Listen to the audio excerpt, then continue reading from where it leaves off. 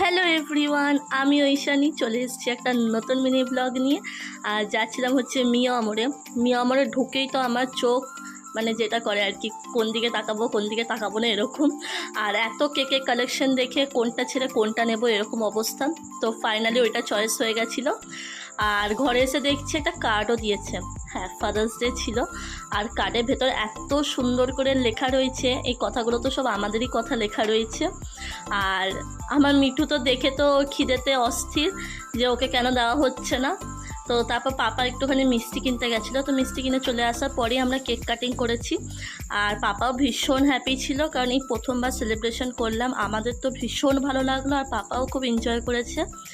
আর সত্যি mother's day যেটা বলেছিলাম যে ওই একই কথাও আমি এখনও বলবো যে এটা কিছুই না তাদের কাছে। তারা আমাদের এত শখ পূরণ করে, তাদের কাছে এই ছোট্টখাটো জিনিসটা কিছুই